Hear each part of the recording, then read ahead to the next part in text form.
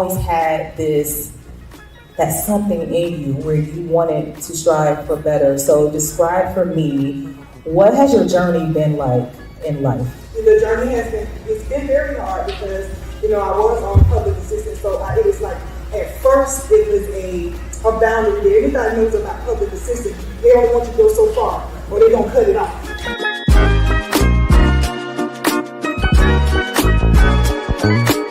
When you describe yourself now, tell me, who's Freddie Stevenson, the man that you are now? A few years ago, I remember in college, they would always have speakers come in and ask us who we are.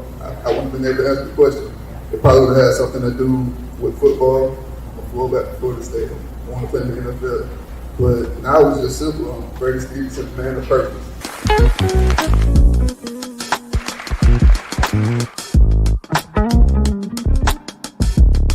This is a passion of mine.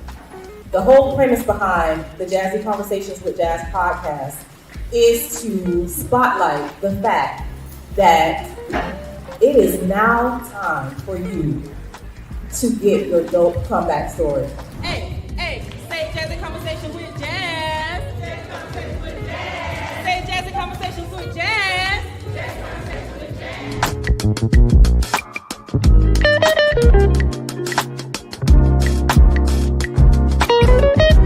Every Monday, I call people into a studio and we dig into their comeback stories, because I know that we see people in their glory and we see people when they're on top, when they can have that silver lining to them, but we all go through some things, right?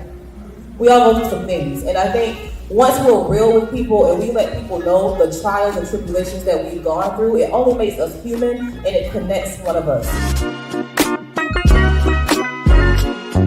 So I just want to know, what would be your advice to someone who is looking to start their own podcast? First and foremost, let me back up. Find your voice. What are you going to talk about? Is it something that people want to listen to? How long will your podcast be? What's going to be the consistency of your podcast? Are you going to do it like weekly, daily? Are you going to do it monthly? So once you find that, because that's going to indicate if somebody wants to listen to your podcast or not.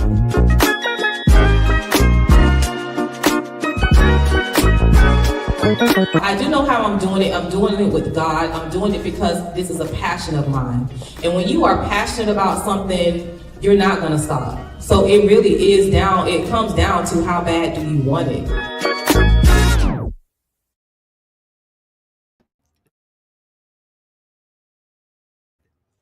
Hello, everybody. Hello. This is a fantastic Monday. You are now in tuned to the Jazzy Conversations with Jazz podcast. I am your host, Jasmar Jazz Bennett, mother, educational leader, and event and podcast host. This is Monday, February 17th. And if you're hitting one of those good old professions, you know that you are off today. So I want to say congratulations and get you some rest for being off today. This is a great day for you to reflect. This is a great day for you to set goals for your upcoming week and for you to crush them. Mondays are a great day to start over, to set a new and higher trajectory for your week. And so start your checklist. If you are a checklist person like I am, we have to start our week with a checklist and just go down the list and make all of those things happen. Be intentional about your week and crush your goals. If you are in tune, then you are a part of my Jazzy crew, and you know that this podcast is an award-winning podcast that celebrates the power of the comeback. I truly believe that you can come back from anything with God, the right resources, and using those resources effectively, and your willingness to do the necessary work. With that, you can make a dope comeback. And so this month of February, we are talking about love. And you know that when we talk about the topic of love, relationships, marriage, there are going to be several comebacks that you are going to make separately and also together as a couple.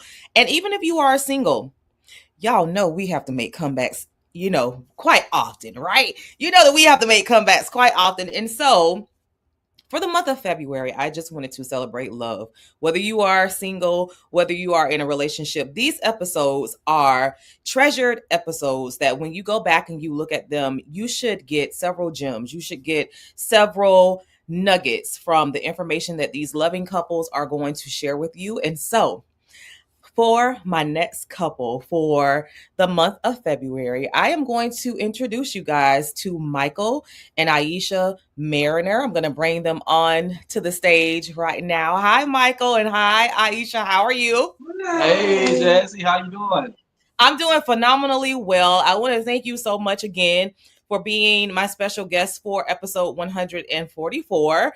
And so I'm going to give you an introduction as a couple because you guys are a power couple now. We're not going to slight you Well, in any thank you. kind of way.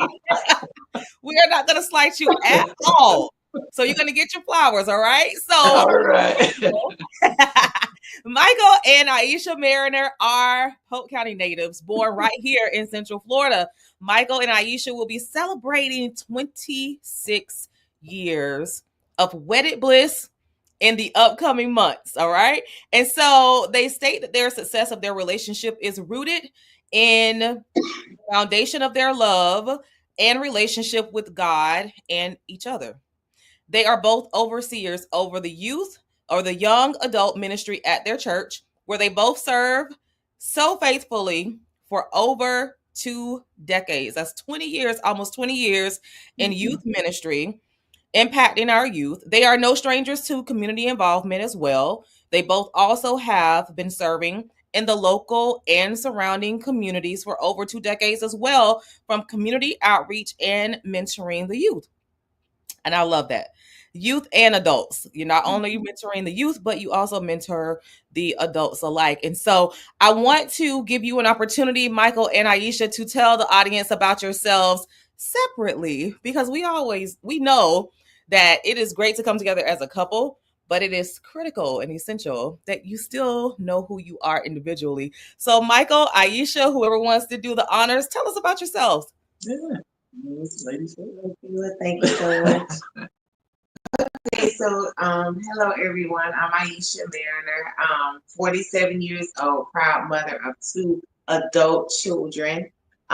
Personally, about myself, I am property manager of a local housing development here in Winter Haven. I also dabble a little bit on the side with creative. I love working with my hands, so I'm very creative. I do have a business that's called Ayamis Creations, where I know I make jewelry and also decorate your front doors with wreaths, door wreaths, from Christmas, personal, Valentine's, whatever you want, I can make it for you. So I need an that's office. just I need an office one. When I read okay. I can make you one. You let me know what you want. I got you. Okay. I got you. See? Yeah, I got you. I got you. I love working with my hands. That not only helps my mind, but it's a stress reliever as well. So I have beads everywhere, wreath material everywhere. So I love it. I love it. So that's just a little snippet about me. Now you also do things with women as well, and you have a nonprofit that deals with and helping women with self-esteem and all of the problems that a lot of women face, right? Yes. So I love empowering women. Yeah. Women. A lot of people look at me today and think that I have never been through anything. It's hard to believe that about knowing my past actually, and it's so funny because when I tell them that I was a fighter in school, like Miss Aisha, I said, "Oh yes, You see how I'm looking like, huh?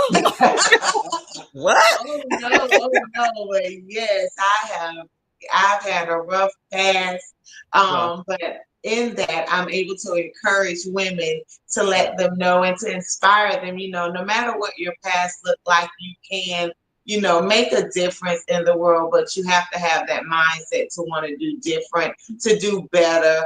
And that's something that I've instilled in my daughters and as well as the women that I encounter on a daily basis. That's good stuff. I love that. Michael? Yes, well, hey everybody. I'm Michael Mariner, father, husband, also podcast host myself. I Yeah. had Jazzy on a short while ago. We had a great time. Yes. Amazing podcast. Amazing podcaster. And the Yeah. numbers were great, might I Hey, hey. Look, it add. better have been we had a 3-hour episode. Look, I was like, this feels like a family reunion, y'all. We might have what we doing now? It's Yeah, still yeah, 3 5 segments. yeah, I it was fun. enjoyed it a lot. Yeah.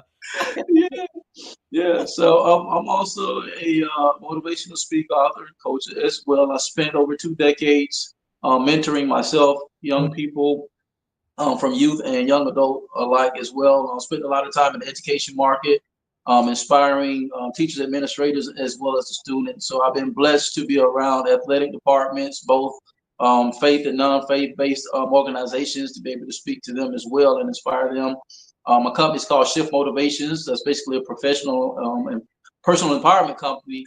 And my focus is helping individuals and organizations embrace the changes that create maximum success. So that's been my focus, and I've been in church pretty much all my life. Yeah. And we just recently started a nonprofit, which we're actually putting boots on the ground this year, called the Live to Impact Foundation. Yeah. And so basically, the whole purpose of that is to assist with the socioeconomic development of the community. So basically, we're going to take all of our 2 decades worth of experience from. I started my career in life insurance, so that's why I learned a lot about financial literacy, things of that nature. So I used to do financial empowerment seminars, Okay. as well. And so all of that is going to be coupled with the Live to Impact Foundation. So we're going to be going from financial literacy, economic development, mentorship, both young and older, men, women, boys, and girls. So it's going to be like a full family development organization. That is very much so needed when we talk about breaking generational curses and empowering the community and everyone in it. That those lessons and just building a community, a sense of community first and foremost. I think you guys are definitely on to something. When I saw that in your bio, I was like, this is it, because one thing that I've noticed from being in a sorority, from being into different leadership organizations or initiatives around the community, one of the questions that we're quite often asked are, what are some of the problems, the most prevalent problems that we see in the community? And I feel that you've answered that. It's a lot of people who are not tapped into financial literacy. They're not tapped into economic resources that are available that they have no idea about. And so I literally, with the rise of this urgency in this community, in the economy right now, and we're talking about recessions and all of this stuff, and I'm like, my gosh, like, how can I prepare my kids? And then it's not just my kids, because those are only 2 people, but how can I have a high effect size outside of my home? And it's like my brain was just twirling. So it's like when I read that in your bio, I'm like, thank you. Somebody gets it. Somebody understands it. Somebody is having this conversation. And what better place for it to come from than a power couple? You're gonna make this work, right? This is something that is heart work, I feel, between the 2 of you. And so yeah, I applaud you. So kudos to you. If you ever need anything from me that's within my power to do, just don't hesitate to reach out. I would love to help you with that initiative. So kudos to you too for making our community brighter. We're just getting started, so that phone will be right. And so, listen, and so look, we're on the learning curve. We're on this learning curve.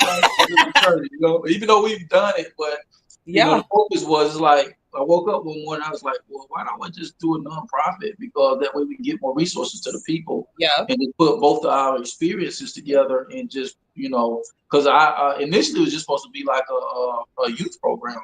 And God just shifted my whole vision. And I woke up one morning and I told her about it. She was just like, okay. Yeah. So, yeah.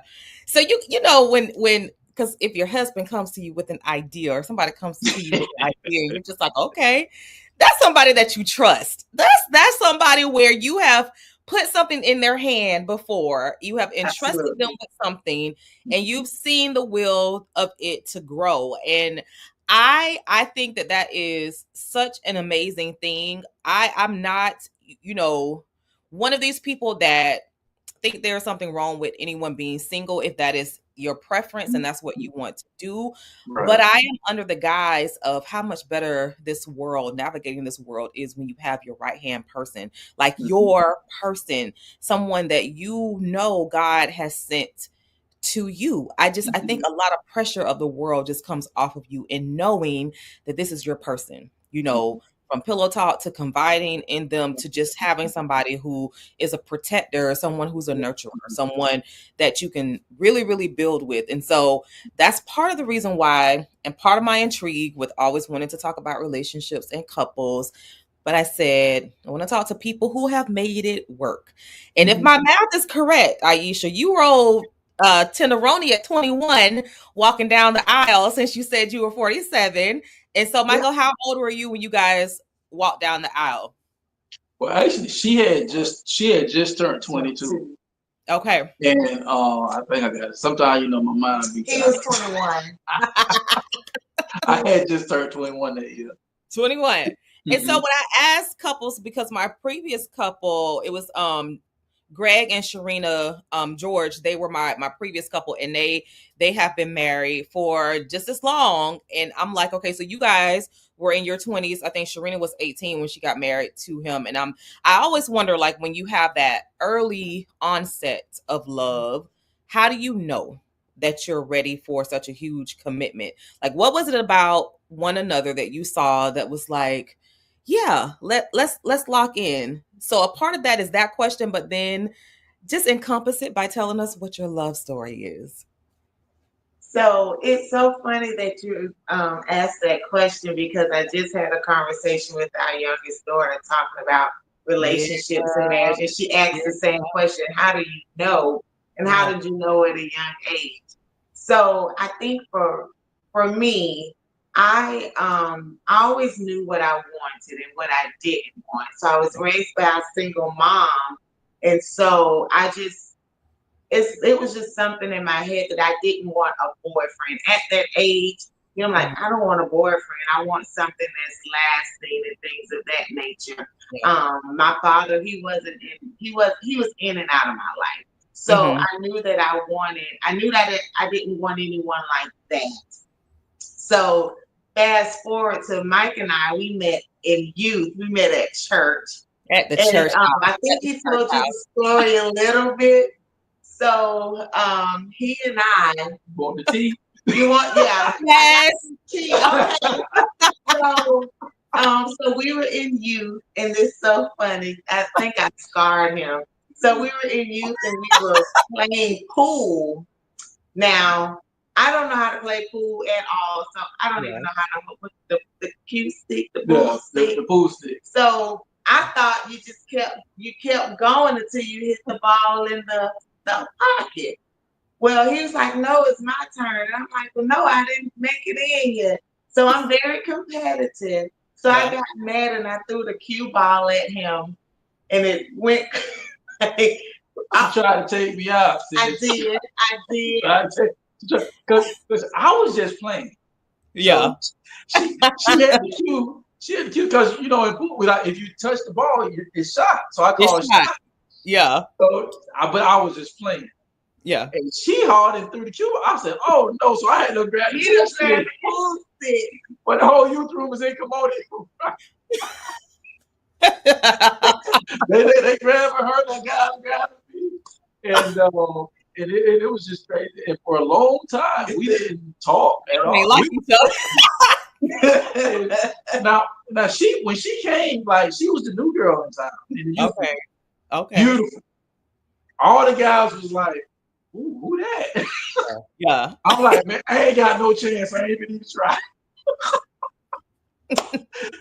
and we ended up getting into that little altercation. And I don't remember, somehow we broke the ice. One day we were both walking in the parking lot. And I think she said something like, you need to take me to the look something. She take me out for my birthday, because it was in July. I said, well, you need to take me out for my birthday. And at that time, I was a very forward person. I was just, Look, I'm reading that right now. very forward. Really didn't care if I wouldn't ask. I'll just say you need to do Yeah. whatever. Yeah. So he did, and then I think it's just been that since then. But to know when I knew that he was the one, he said he didn't get this feeling. I did. But whatever. So we were still in youth. So at this particular time, the youth were in the sanctuary. And so we sat by each other. And so it was during prayer, and the pastor said, grab the hand next to you. And this is honestly what happened. When I grabbed his hand, I felt electricity in my hand. And I went to my mom and I told my mom, I said, he's going to be my husband. And she was just like, oh, okay, whatever. Like, she just kind of brushed it off. And then here we are. Years later, he's my husband. I scarred him. We won't play pool. Don't play pool. Even on the game console, he won't play pool. He won't play pool with me. I said, let's just try it one time. He's like, no, so I've scarred him for those many of years. I'm sorry, babe. No. I need deliverance. You need deliverance. So Michael, she said that. So Mike, she said that you said that you didn't get that feeling. Like how did you know? Because you are the one that's going to take a knee and you ask. So how do you know that Aisha is your one? Like she's your life mate. We had actually, after once the ice had broke, we actually became really good friends. Mm-hmm. And to the point where I was pretty much at her house almost every week at some point. And then it's just something just clicked one night, and I just really paid attention to who she was. Mm-hmm. And she reminded me so much of my mom. And my mom, when you look at my mom, I mean, just beautiful. She's just a beautiful individual inside and out. And I just watched how she treated my dad. Yeah. And without me saying anything or inquiring about anything, that's basically how she treated me. This was my schedule. Like once we got together, and I knew, and as far as like the getting, we still to this day don't even know what happened. To be honest with you, it just happened. And because like. Well, I can give you tea. I remember this. I remember one night we was friends. Yeah. And I was leaving, and we ended up kissing. Mm-hmm. And it was from then on, we was just like, wow. And it happened so fast, it's scary. Yeah. Because once we started dating, and I just watching how she moved and how she was, I was like, yeah, she is. I said, I ain't even gonna waste no time. But the crazy thing about it, I was scared because it happened so fast. I was already thinking marriage, and this was in the first year that we were dating. Okay. And I was like, nah, she gonna think I'm crazy. And then somehow one evening we was hanging out at the house, and I don't even remember she may remember, but I don't how the conversation came out because she was actually thinking the same thing at the same time. Oh wow! And also thinking that she was crazy too because it was just too soon. and that's basically how it happened. We was just really good friends, and then it just kind of spiraled into something more. Just watching who she was. I mean, she's a sweetheart. I mean, she outside of the cue ball incident. She got my back 100 grand, but that's for sure. That's good. So did both of you go off to college? Like, did you go your separate ways, or did you pretty much stay together? We stayed together. Yeah, we worked. I was actually going to Polk Community College at the time. Mm-hmm. But then that's when my road to entrepreneurship started because was dealing with financial aid issues. And so it was a strain for me because I was working full time and then trying to go to school, and then my parents couldn't afford to help me out with tuition and stuff. So I just told God, I'm fit to make a decision. It's on you. And then that's how I kind of got led into entrepreneurship, and I got into the insurance industry, and just began to transition from there. So we were just home, this was our routine. I would go to work, I would get off. I would go to the gym, do my workout, and I was at her house and took her feet. And so Gotcha. I made it. I made it home in enough time to get in the house. And that was my routine. That was our routine every day. When you guys got married, was it any like hindrances from ideals that you guys may have carried? Because I in society, in societal trends, it's typically the female, the little girl, she dreams and hopes for this huge wedding, and we play stuff like MASH, and we think about who our husbands are gonna be, and it's gonna be this pretty, and we fantasize about the wedding. Was it anything that maybe disappointed you or you didn't get what you wanted, Aisha, from your like being like your matrimony, like your ceremony? Or was it that none of that mattered? Like I wasn't superficial like that? Like paint the picture for me. Like how was it for you two? What did you guys agree on? So I actually wasn't that girl that like had to have this fairy tale wedding. I'm from day one. I've never been materialistic. So, but we actually worked together in planning the wedding and everything. And thank God for our family, because everything that we pretty much said we wanted, they provided that for us. But there wasn't really like a fairy tale wedding. I've never been like, oh, I want this, I want that. It was never that. I was just ready, honestly, and it may sound superficial, but I was just ready to marry him. One of the reasons just to get out of my mama's house to be. We got to get up out of here. But it was never everything that I would think that it went as planned, how it was supposed to go. There was nothing where I was like, oh, I'm so disappointed that this didn't take place. Everything that we both wanted, our families made sure that we were able to have that. I think too, because we were young, I think that's why they stepped in quite a bit to help us. But for the most part, everything that we wanted, I would say the funny thing about our wedding is that I have an older daughter. She was so funny. She was my junior bridesmaid, and she was 3. Oh my goodness, she was the meanest child. She was. And so when it was time for her to get down I was like, no, I don't want to go. And I'm like, you gotta go. She's like, no, I don't want to. And so that was the only. It wasn't disappointed. It was just like, okay, we need you to. But she didn't go. But other than that, no, everything worked out how it intended to be, and even down to like the honeymoon, we didn't even. I can't remember if we planned for a honeymoon or not, but we didn't even take one, because that wasn't like us like, oh, we have to go on this extravagant trip or anything like that. Honestly, it was just, we just wanted to be with each other, and that was it. That was it. I can speak for myself. So yeah. So Michael, in your scope of things, is that pretty much the same with you? Listen, we got it out the mud. For real. Out the mud. For real. It wasn't nothing like, man, people spend too much time focusing on the wedding and not the marriage. Right. And I was like, we ain't finna go in depth, but none of these jokers to talk about my wedding and the food, however the food was. No, we ain't finna do that. Yeah.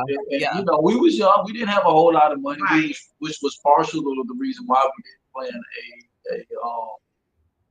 a honeymoon. So, be truth be told. So but at the end of the day, we just enjoyed each other's company. That's no cap. I'm gonna give you some real stuff, sis. We left the wedding, went to the store, grocery store, got some stuff what we needed, and we peace deuce. That was it. I mean, like we was in our wedding attire. As a matter of fact, I know they were like, Wait, Yeah. did y'all just come from a Halloween Didn't party? have, What y'all doing? didn't have a care. You gotta realize this was back way, minimum wage is like $5-6 an hour. So and my mom taught me how to budget. I learned the rest of the stuff once I got into the insurance industry. So we had a little bit, like literally a little bit saved up, but it just between our family and friends of the family that stepped in and knew how to do stuff. Our wedding was very minimal cost wise. Yeah. That's awesome. Because God really showed up, and to the point like our wedding, the night before our wedding, we was helping decorate we had our reception at the Armory in Haines City. Okay. So I'm listening and I'm trying to put myself back into time at being that age. And which I'm still really good friends with this person to this day. But I'm and I guess it's not really the same, but I just remember having this scope because when I hear stories like this and I hear about the time frame and I try to go back in time and I'm like, where was I at 21? Where was I at 22, etc. And I remember being in a relationship with someone back home from high school, and I just remember, and I feel so bad about it, but again I said, we're good friends to this day. But I just recall breaking up with him before I go back to school because I was like, we're young. Like, this is unrealistic. Like, you're off on a football scholarship. I'm going back to fam. And it's just like, I don't see how this is gonna work. Like, that long distance thing I didn't get. And it was like in my mind frame, I thought I was like, I'm doing the most responsible thing, the thing that makes sense. Because why would I set myself up for heartbreak when you're way up north? Like, it doesn't make any sense. And I don't know, like I think back to that and I'm like, that would have been the time that the people that I'm talking to who have these great marriages, that would have been the time that you would have gotten married. And he's a phenomenal husband, to his wife right now. Like, he reveres her. Like, I love looking at their relationship too. But I just think back and I'm like, I just was not ready for that. And so then when I started doing that, I'm like, this is what the problem is with people. People have different journeys. And sometimes the reason that marriages don't work is because someone in the relationship is trying to get someone to go on somebody else's timeline because it's like, this is what they said worked. So it has to work for me this way. And so that's why I love talking to different people who are in different types of relationships, because the journey is unique. And the one thing I like about hearing your journey is that you are a cohesive thought process. It's like, I was thinking this way. We weren't in a financial place that, was ideal to put on airs for people, which a lot of people do nowadays, to hit a social media number and all that good stuff. And you two, like you said, you got it out the mud and you just did it for love. Like, you did it for the sanctity of your marriage because you already knew that God said so. And as it related to you two. And so I think a couple who's listening to this, who may be contemplating marriage, or a couple who may be in a marriage right now because they put that wedding before the idea of how are we going to make this marriage work. I think listening to you, hopefully they would get some solace and they'll go back to the foundation of why they are, together, because you two have been able to start there, but you've grown so much as a couple. And so when people say, oh, we don't need to get married, like, I don't believe in that. And like, no, marriage is not going to make me better. Like, one person for the rest of my life. What are we doing? What are we talking about? What would you say to those people who are kind of naysayers against marriage? How has it been for you? How has it enhanced and enriched your life? So for me, I can say that it definitely, again, so on point with the questions that I just had this conversation with my daughter. So for me, I can honestly say, like he had stated before, that he was, he knew about budgeting and things of that nature. So me being raised by a single mom, I'm her only child. So in the eyes of so many people who are only child, they say they're spoiled. Some of it's true and some of it's not. I'd say I was spoiled with discipline. So a lot of things, even though we were young, it's a lot of things that I did not know going into marriage. I didn't know about budgeting or anything like that because my mom did everything for me. But what made me grow is actually through him teaching me how to budget, how to, properly set things in order, how to properly, just mainly for the budgeting portion of it. It taught me to love myself more because as before I stated, I just wanted to get out of not just get out of my mom's house, but that was an aspect of the getting out of my mom's home. But it taught me to grow. It taught me to have more self-confidence in myself. I suffered with low self-esteem and depression, and having to come into a marriage like that, he showed me what love was. Yeah. So it taught me to, okay, if he feels this way about me, why don't I feel that way about myself? And I would always say, well, why do you love me? Why? So I just had to build my confidence up. So it taught me to love myself. It taught me how to love him even more, how to communicate, because that's a big key factor in any relationship, and especially marriages. I was shut down a lot, but he taught me, okay, communicate. He always would say to me, what was that word you would tell me? You don't know how to communicate. You don't know how to communicate. Yeah. I'm like, I am communicating. You don't know how to communicate. So it was just the growth process of, I think the main thing for me was just loving myself. So we have a lot of people that do come to us together and individually and ask us about marriage. Yeah. And I tell them that you have to know that you know, and then the question behind it is, and how do you know? And that's your own individual journey. That's your own individual. I can only tell you our story, how I knew he was the one for me. So you really have to put some thought into it. I think a lot of women, I would say, sometimes want to get married because they see us on the outside. They're looking at us from afar, and they don't know the ends of what marriage is about. Yeah. And so the one thing that I ask them is, why do you want to get married? And if you give me a surface answer to me, I'll tell them that then you're not ready for marriage, because there's a lot of work that goes into it. There's a lot of growth. There's a lot of sacrifice. There's a lot of compromise that you have to do. And I had to learn that. I think we had to learn that with each other, that, it's just not looking on the outside and say, oh, they're smiling. Well, you don't know. We just had an argument about 5 minutes ago. Yeah. He's smiling right now. On the way to church. Or at church. All right. Okay. Right at the door. Right.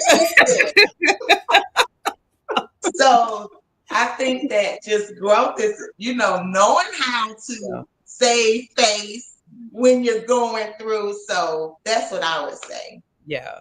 Michael, what would you say? Like someone listening to this and they're like, well, what's the joy of marriage then? If you guys are saying that, like, what has been the fruitful part of your marriage? For me, it's that stability of knowing that I have a lifelong partner that I enjoy doing life with. I ain't trying to find nothing to get into every weekend or every week. Yeah, because I come home to it every night. Yeah. And it's fun. It's what you make. Right. We was 21 and 22 years old. My dad served 28 years in the Guards before he retired and got into another career. I had grown men coming and telling me, well, you sure you want to do that? Yeah. Yeah, I bet. Yeah. Yeah, they would like numerous men, because I would always go by his job sometimes just to spend some few minutes time with him because I was able to be free like that, visiting clients and stuff. So sometimes I would just stop by the armory and just holler at him for a little bit. Yeah. And them guys being like, hey, you sure you want to do that? Like Yeah. numerous times, and I'm telling them at 21 years old, it's what you make. It's what you make out of it. And just to even piggyback off a little bit, like with her, for me as a man, and as God shifted me, everything is done purposefully, and you just got to pay attention. I tell the kids and I tell everybody, I say success leaves clues. You just got to pay attention. Oh, I So like that. yeah, Okay. Yeah. so it's just me paying attention to who I am and what I need to make me better. And so it's not me being egotistical about me being a man just because I'm a man. Yeah. And so me submitting myself in time of transition and hardship. So me watching her go through her ordeal actually brought some stuff that was in me that I didn't even know was there. Okay. Because I had to respond differently to her trauma. Right. And it was trauma that I wasn't used to. And it forced me to grow in places that I didn't know I need growth. What I'm saying? So that's a whole nother conversation. And when that happens, you become closer. Yeah. And so what happens is so many people today look at love as a transaction. The guy I spoke to because I was thinking, I said, what is Jazz gonna ask us tonight? Yeah. And but I was just sitting in church, and I said, I'm gonna squeeze it in right here. It's like I was trying to figure out how I'm gonna squeeze it in. But so many people make love transactional. It's not transactional, it's transitional. Because I love you through your transition. Because you're always going to be transitioning. And even when those things that are that you didn't deal with at 21 years old, 18 years old, 19, when they begin to surface, can you love me in the transition? Because I'm not the person that you married, because you didn't know that person. Because they're, you know what I'm saying? So it's like it's like understanding and knowing the good, the bad, and the ugly. And if you're a person that is not surface level, then you can't expect surface level from your partner. You got to be equally yoked, and it's deeper than just marriage in itself. Right. What are your views in certain things? You know, what I'm saying? Can you help me when I'm down? Yeah.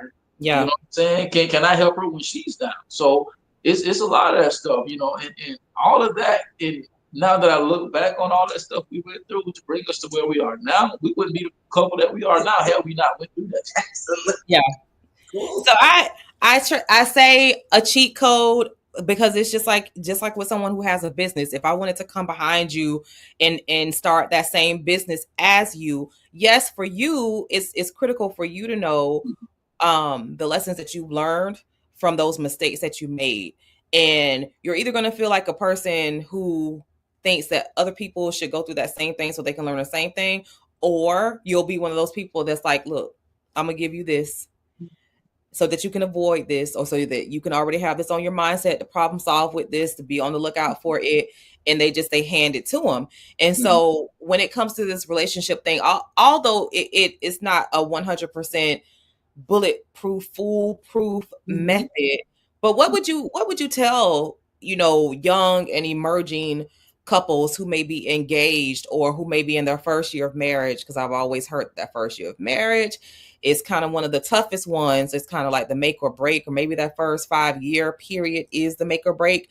What would you tell them to kind of shave off some of the hardships that they may face? Because you're not the same person that you were yesterday. Like every day you're evolving into, and like you said, Michael, transitioning into someone who can be totally different. So what would you tell them? Because you've given some, now I've heard you, make no mistake, you've given some foundational principles that will help them. But if you had to like really think about it, like what would you do to kind of like save their marriage? Let me stop. It's not that deep, but how would you? I would say to love each other's love language as early as possible. Yeah. If you can do that, because me, I was a good dude, but I was a hard dude in certain places. And like so what places?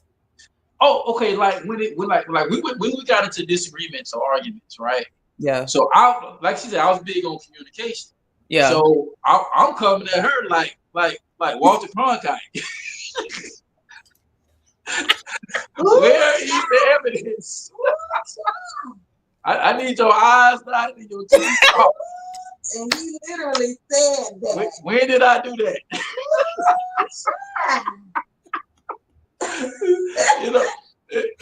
You know, I was in some of my approach. It was harsh, and even my girls was telling me that, and I wasn't listening. And so once I, within myself, actually heard them and listened and applied, it's like a shift happened within the whole family. Yeah. The whole family, and so even like now, it's just totally different. So I would say if you can learn each other's love language, because I had to submit myself. Once I submitted myself, everything turned around just like that. But I wasn't willing to submit myself to her love language. Yeah. God made. What's your love language? Aisha, what's your love language? My love language, I think acts of service. And I would say, well, you took. I would say mine is acts of service. Would you say I don't remember all of them. Like all of them. Acts of service, it's affirmation. And I think that's one of acts of service. Quality time. Yeah. I would say in the beginning, mine was the affirmation one, but now it's acts of service. Quality time, that's on there as well, because I think as I've gotten older and transitioned, use his word, transition. Yes. I think I've enjoyed our quality time more, and we're making it more intentional. Because before with the affirmation, again, as I was saying, I had to know who I was, and so I'm like, I needed that. But now I'm like, whatever, I'm on it now. Let's do something else.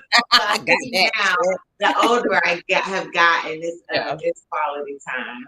Okay. Quality time. Yeah. I was talking to someone, and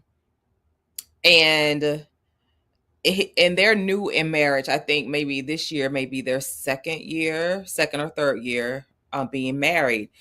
And we were at a gathering together. In some kind of way, we just got on the topic of marriage. And, I was asking, so some kind of way, I'm always like this. Like, I just end up with the dudes. Like, I'm a girly girl, but I think I like dudes way better than I like women. And like, with guys, it's just that's just my comfort zone. I have always thrived in an environment of being the only girl. And I don't know if that has anything to do with being the only child syndrome. Oh God, because I'm not the only child at all by a long shot. But my oldest sister, when you said your daughter was your junior bride, I was my sister's flower girl in her wedding. Like, she got married. They got married right after high school, and she's in her 60s, and I'm in my 40s, and so that's a huge age gap. But I have 4 sisters and 1 brother. So actually, I have 5 sisters. 6 sisters, 1 deceased, and 2 brothers. And so, but I grew up as like the only child as far as I can remember, because my closest sister is 12 years apart. So I'm not the only child. I know when they see this, they're gonna be like, "What's she talking about?" Like, see, look at how spoiled she is. She thinks yeah.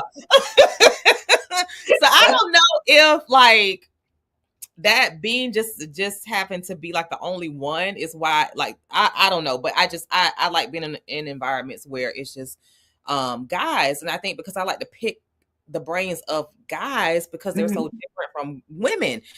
And so I was asking the guys, because some kind of way, like, all of the women had went outside on the porch area, and I was just, because I had got there late, so I was eating food later.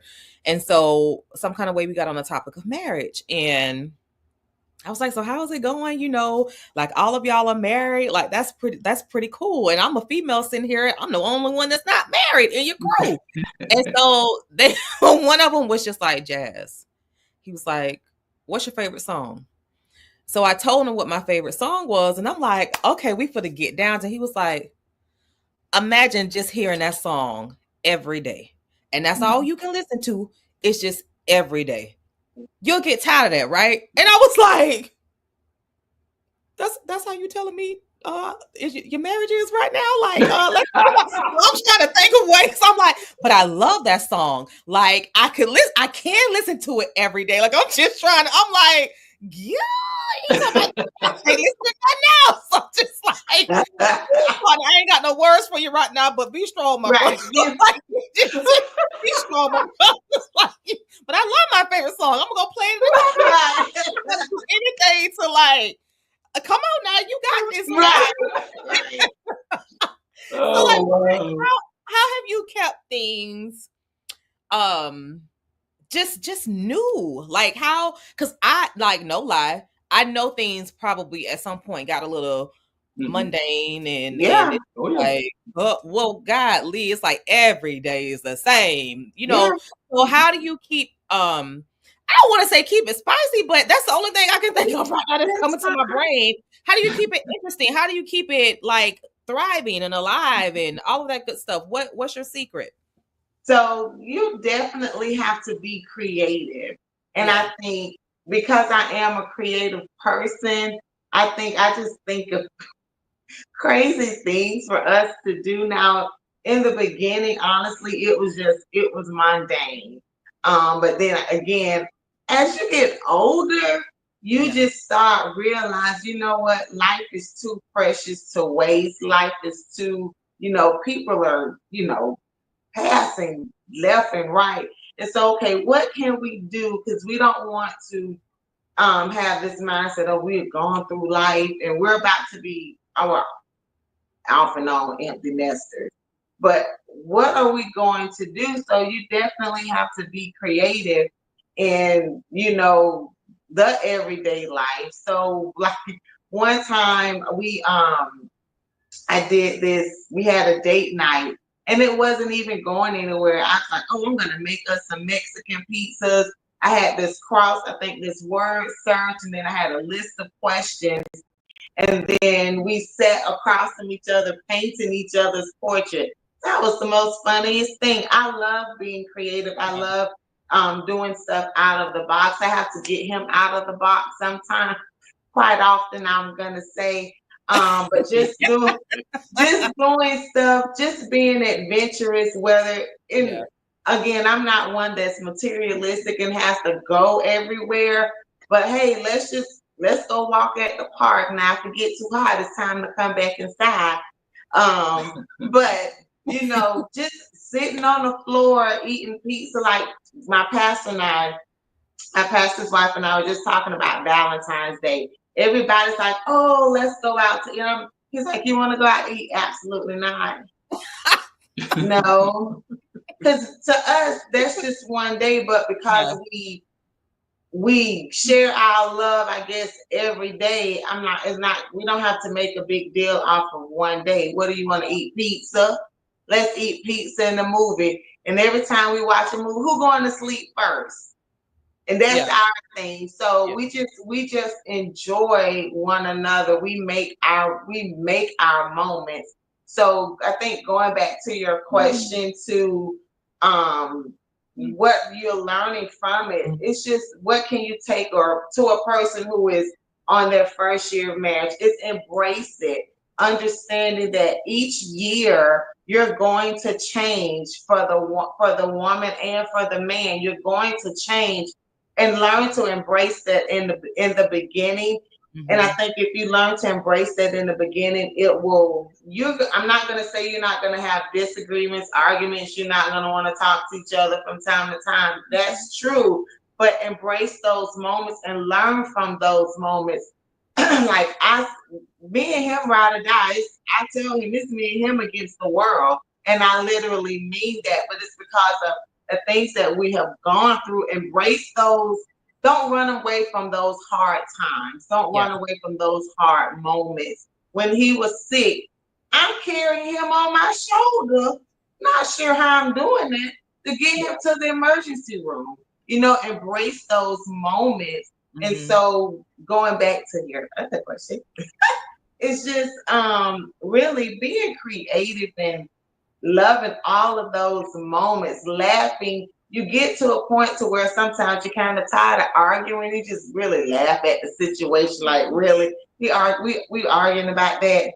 Yeah. Really, Yeah. do something silly to make somebody laugh. I'm very goofy, so I'm gonna try to make him laugh all the time. Yeah. Mike, what about you? Don't look like What are you doing in the relationship to keep it thriving, to keep it fresh and new and meaningful? It's I'm gonna piggyback off something she said. She said make the moment. And that's what my focus has been, really. It's Mhm. about it's attitude.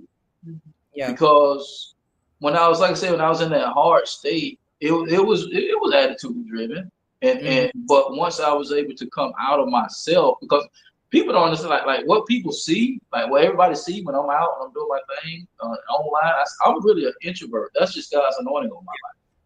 You know what I'm saying? That's me being quirky and crazy and stuff. I just do that when I'm on camera, in front of people, behind the scenes. Yeah. Just like I can be quirky stuff like that, but it's just making that moment and shifting your attitude to what the moment needs in the moment. yes. Mhm.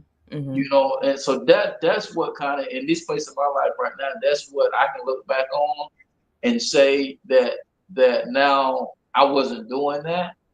Yeah. And so I think what kind of, what's the word I'm looking for, kind of kept us together in those moments where maybe I didn't do a whole lot of that, was the fight and the love within.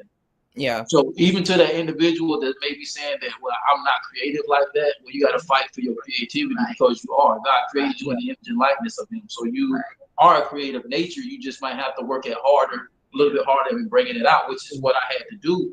But the crazy thing about it, sis, is once I brought it out, I can't shut it off now. That's okay. I don't learn how to build websites. I don't know. See? See? It's so many things, but I had to come out of myself to do that. So Yeah. I would say as an individual, be more in the moment and whatever that requires, even if it requires you coming out of yourself. Yeah. Because what we went through in 26 years, you don't have to go through that. Yeah. You know what I'm saying? You don't have to go through that. But through it all, it was the love and the fight for the love is really what kept me in there. Because there in those moments where we wanted to give it up and throw in the towel, if somebody was hanging on love in the fight. Because I Yeah. always tell couples like this: as long as somebody's willing to fight, you're good. But when y'all both hanging out in the ring, bad place to be in. Yeah. Right. Right. So Yeah. would you advise I want to say this was maybe one of my psychology courses that I took in college, and I think we got into the relationship realm of things. Would you highly suggest, because you have to do the marriage what couples Counseling. therapy, the counseling, you have to do that before marriage, depending on the what your background is religious wise. But would you advise someone, even if they're not married, like if they're thinking about marriage, like if they're at a point where it's like, I think this could be my person, do you think it's wise that they do couples counseling?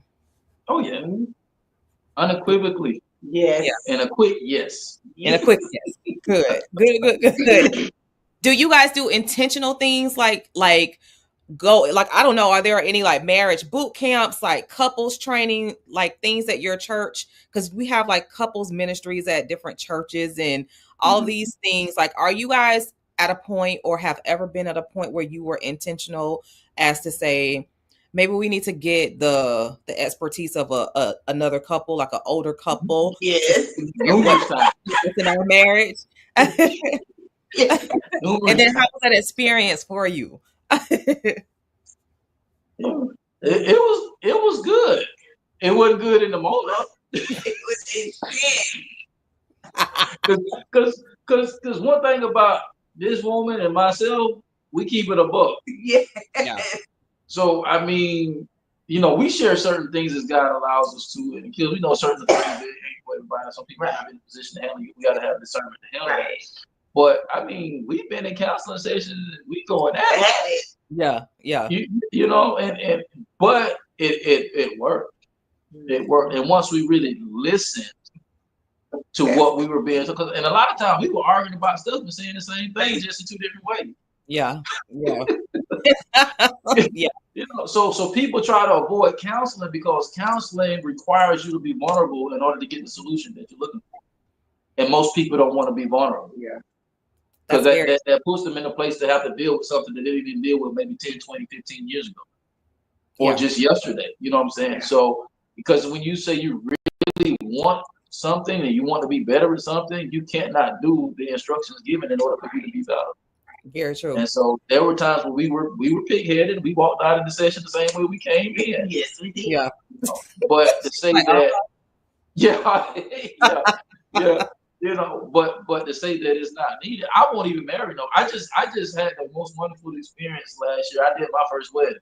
Okay, He congrats. was one of our youth, Mm-hmm. and he's him and his wife. They're a grown, wonderful couple now. And but I don't even. I told myself that whenever I got to that point in ministry, I'm not marrying you without counseling. I'm not doing it. Yeah. And I'm not saying this to end all, save all, but it's like you can really set a strong foundation with proper counseling. Yeah. Yeah. And that's what people need to understand. Because if you ain't good with money, I need to know that. If you ain't over Johnny or Jill, I need to know that.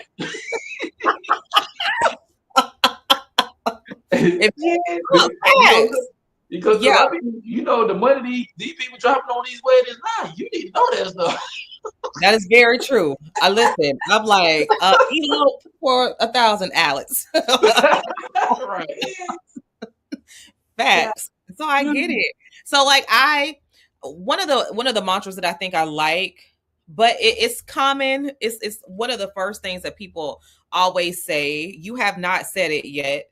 But people will say, like, as a couple, I'll say there has to be some things that you guys just, as a team, is you guys against the world. You guys have to agree upon certain things in your relationships where it's like it's a non-negotiable. And one of the most popular non-negotiables that people always say is that we agree that we will not go to bed angry.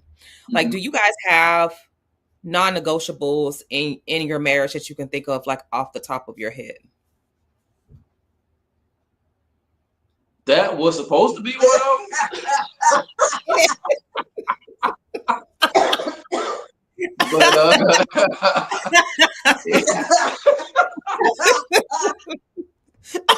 Aisha like, when you said that, I was like, that's we said it too.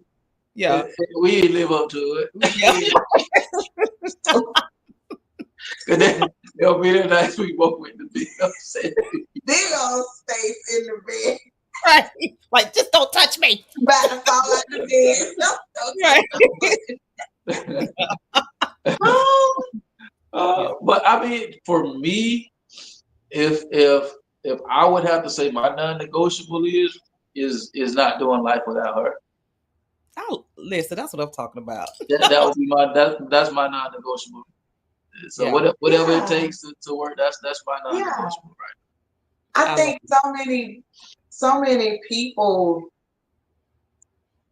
I'm not sure how to say it, but I think so many people have these ideas in their head. So it's like an escape goal, if that makes sense. So if I have this, if they do this, I'm gonna da da da da da da. But that was just, like you said, my non-negotiable is the same. Because I never really thought about that. Like, what is it that will make me say, okay, we're not gonna work it out? Because it's not a 50-50 in marriage. It's if he can give 90% and I'm doing a 10 or vice versa. So that's not a way for me to say, okay, we're gonna leave. We done been in this thing too long to go anywhere. And even in the younger years, now I probably would have had some non-negotiables back then, but because we've done life together for so long, we're gonna make this thing work. We've talked to older couples. We love talking to older couples that have been married for 50 years, 60 years. We love that. Excuse me. And so we love talking to them and just like, well, how did you make it work? So we get advice from them as well. How do you make it work? What did you do? What did you do? And then they'll give us, we're like, oh, okay, we can implement that. I think my thing is that I just love to have fun. And so I just want to just keep doing life with him no matter what. I think we've been through everything that we could possibly go through. And it's just, I love it. Yeah. So I would like to end on this note. When you think about, I want both of you to think about traits that just make you the happiest about one another. Like when you look at Mike, what makes you light up about the things that he does? Like what makes you so proud and happy to be his wife? Mike, when you look at Aisha, like what makes you glow inside? Like what just gives you pride to say that's my wife? Whoever I wants. love, one of the traits that I love about Mike is his tenacity, his he say he's not a hustler, but just his get up and go. I love that about him because that makes me want to do it more. I like when he be preaching. Ooh, I have to stay focused on the Lord. But sometimes I get distracted. And I be like, ooh, my God. I love, I just, yeah. Okay, we praise God. Praise God. His tenacity. His tenacity. Noted. And that's I know that's right, Aisha. and that he is a very hard worker to Yeah. provide for his family. He Yeah. really is. I love that he's not one that just, he helps out. Mm-hmm. We had disagreements about that too. But seriously, he helps out. I love the effort that he puts in his family. I love how he is with our daughters. Yeah. He's a great man. He's a great Love that. Love that. Just his tenacity. Yes.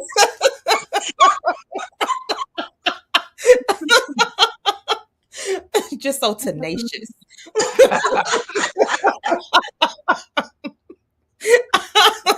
Oh.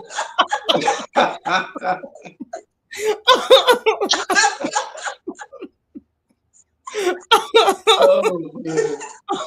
Oh, God. Yeah. Yeah. So, Mike, what is it with Aisha that just makes you glow? With her, I would say me embracing her difference. She's very different, and it was very much of what I needed.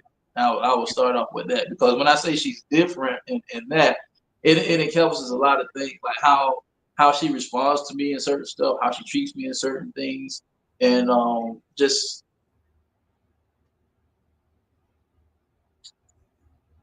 her. I look at her as a lot of times we look at each other as projects, and we're not projects with people. Right. But just watching her grow does it for me. Watching her in control does it for me. I watched this young lady here go from dealing with things that she had to deal with, like she talked about with her low self-esteem and stuff like that, to running a whole complex, to some of the hardest women you will probably ever come across. In some of the toughest places you can grow up in, and they break down in her presence because she's empowering them to be who God called them to be. You know what I'm saying? That's what I cling to. That what meant some nights I just look and just stare at her. And some nights I just sit there and I just stare at her like, man, this is a wonderful woman, you know. And the reason I started out with the different thing because I didn't embrace it in the beginning. It was like I wanted her, but I wanted her in a certain like, if that makes Yeah. sense. Yeah. You know? But once I embraced the difference in who she was, then the flower began to blossom like it was meant to. And so that's my thing with her. I mean, because I'm telling you, look at her. I know that's right. You know what I'm saying? I I know be, I that's be, right. I see her. We be sending each other Instagram memes about that represent who we are. Yeah. Yeah, we do that all the time. That's Yeah. like I thank God every day because I feel like He gave me what I desire. Yeah. He Yeah. gave me what I desire. I always wanted the character to be there, but also wanted somebody beautiful inside and out. And I got that exceedingly abundantly above that. So Yeah. yeah. Yeah. I love that. I love that you did that. And I wanted to end it on that note because that is something that's endearing. Like that's something that Mhm. sticks with someone. And for me, like you saying it, I know that acts of service and your intentionality already supports what you're saying, but I'm Mhm. such a words of affirmation person. So I think that maybe my bias led me to ask you that question because I love feeling full with someone's words, but it doesn't fill me if it's not coupled with that acts of service. And so I heard someone say in my previous interview, when they were thinking about their mate and they were thinking about the ideal person, the wife said something so incredible. She said, your dream person or that person that God has for you, he already knows the desires of your heart, what you want. And you may not see those things in that person right now, but that person, as that person grows, that person is going to become the person that you Mhm. ultimately desired. So she was like, you Mhm. should not get hung up on what you see in the Mhm. beginning. You should fall in love with the potential of this person because you know that Mhm. God put you together. So you know that there's so much more to come out of the relationship. And I Mhm. promise you, I had never, in all of this education and all of these thoughts, I had never thought about that. And I'm like, yeah, that makes so much sense. Like, why would it not?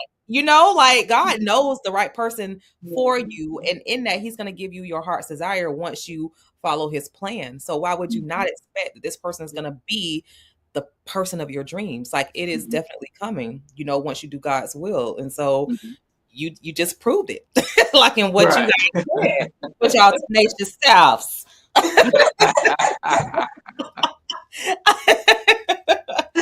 So I don't know if you guys wanted to say something imparting, if you want to give us more information about, your nonprofit, how we can keep in contact with you guys. So any parting words, and then how can we follow you and keep up with you?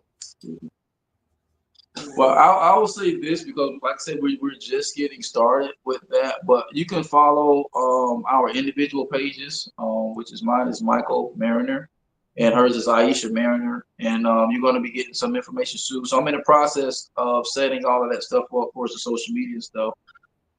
Because we had God already got it started, but we just hadn't had all the moving pieces that we Yeah. desired. And so, with me being the type of person that I was, it just wasn't falling into place like I wanted it, so I didn't do anything at all. And Yeah. so this year is like, I just got to get it. We just got to start somewhere and go. So just follow us there, and then y'all get all the information. You'll be able to find out how y'all can be a part of what we have going on. And I'll just say this once again, make the moment what it could be. Yeah. Make the Yeah. moment what it could be. Everybody's a seed.